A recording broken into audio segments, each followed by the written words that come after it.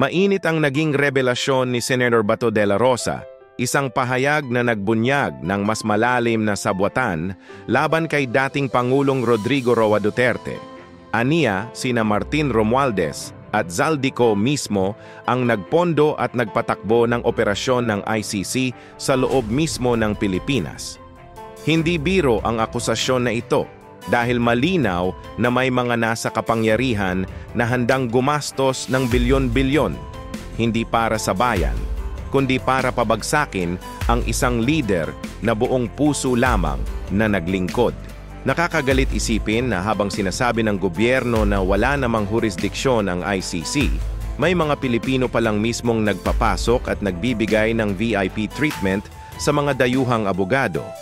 Doon pa raw mismo pinatuloy sa hotel na pagmamay-ari ni Zaldico, may escort, may pondo, at pati mga pulis na gustong baliktarin laban kay Duterte ay binibigyan ng walang limitasyong alok. Kung totoo ito, hindi ba't malinaw na pagtataksil sa bayan ang ginagawa ng mga taong ito? At saan nga ba nanggaling ang pondong ipinambayad sa ICC? Ayon kay Senator Bato, galing ito sa mga ghost projects ng flood control, mga proyektong binayaran ng taumbayan pero hindi natapos o hindi ginawa ng tama.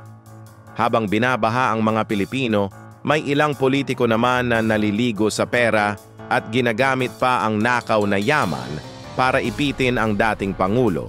Ito ang tunay na kahulugan ng doble pasakit. Ninakawan na ang bayan, pinahamak pa ang nagligtas dito. Hindi na nakapagtataka kung bakit bigla na lang nagbitiw si Romualdez at bakit nanatili sa Amerika si Zaldico.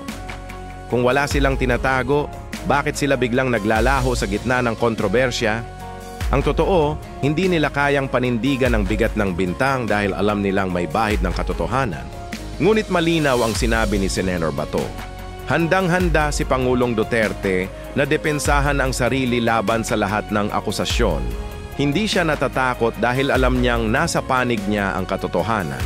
Habang ang mga kalaban niya, puro pera at intriga lang ang hawak. Ito ang malaking pagkakaiba. Si Duterte nakatindig para sa bayan.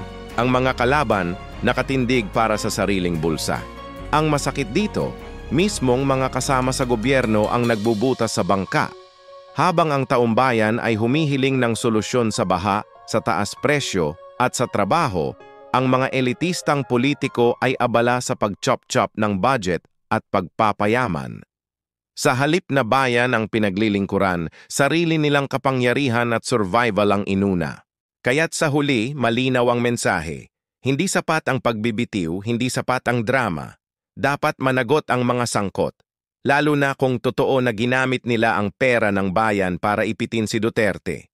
Ang laban na ito ay hindi lang laban ng dating Pangulo. Ito ay laban ng sambayanang Pilipino na sawang-sawa na sa traidoran at katiwalian.